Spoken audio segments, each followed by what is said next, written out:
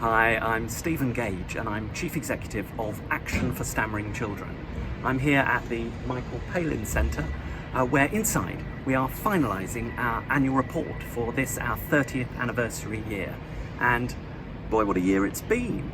One of the highlights of my whole career when I joined Action for Stammering Children was to sit with Sir Michael Palin and help draft his script for his Radio 4 appeal that he generously did for us at the beginning of the year. And so I can now say that I've officially been a scriptwriter for Monty Python style, which is for me a real career highlight.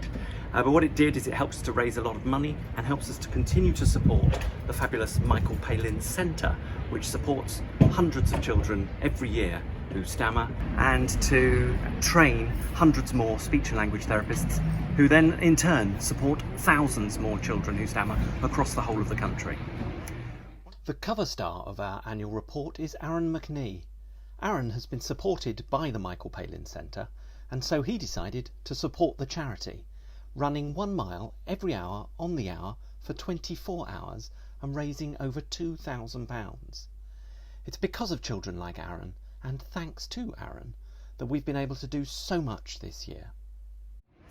One of the great highlights of the year as well for me was to go along to our residential courses run by Ben Bolton Grant from the Talking Out team, where they bring young people together to do outdoor adventures and support each other with their stammer. For many of those children, it was the very first time they'd met other children who stammer and were able to understand a little bit more about their stammer and learn how to strengthen their confidence and their resilience through outdoor activities.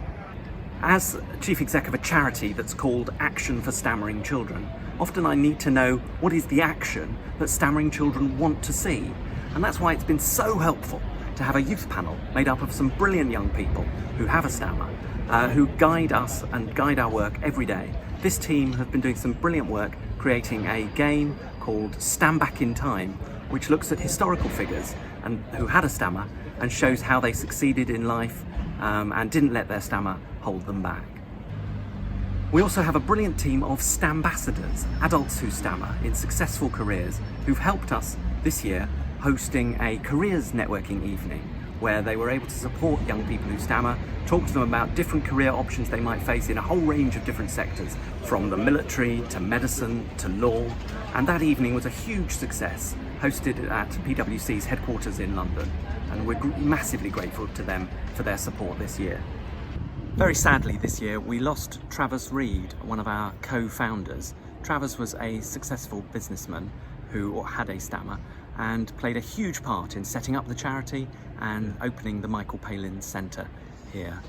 And we're hugely grateful to him and his family for all their support that they've given us over the years. Travers was particularly interested in research into stammering, and so it was with great pleasure that we were able to support Sandra Reid this year as she presented the Travers Reid Award for excellence in research into stammering to Charlie Wiltshire. Research is a big part of what we do at Action for Stammering Children.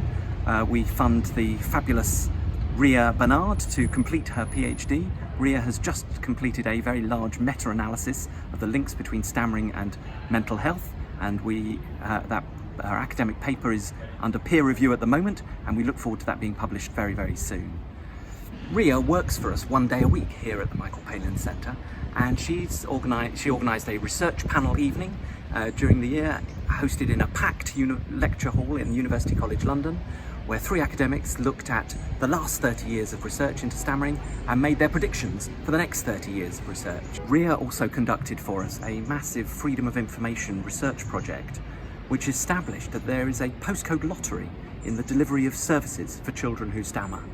And we found that children in some postcodes and some areas receive different levels of service to children in other areas. And we want to make sure that all the children who stammer in the UK have the highest level of service and get the support that they really need. At Action for Stammering Children, we're really fortunate to have some great vice presidents and celebrity patrons.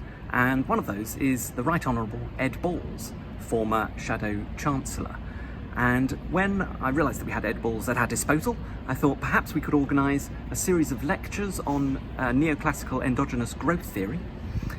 But then I rethought, and we decided that we would host instead a strictly themed event and grouped together 11 couples who had never danced together, danced before, but were going to learn how to dance Strictly style and perform in front of celebrity judges and their family and friends. And we hosted a fantastic event, and it was an enormous success and raised lots of money for the charity. So I'm hugely grateful to Ed for his support for that evening and making that such a successful night.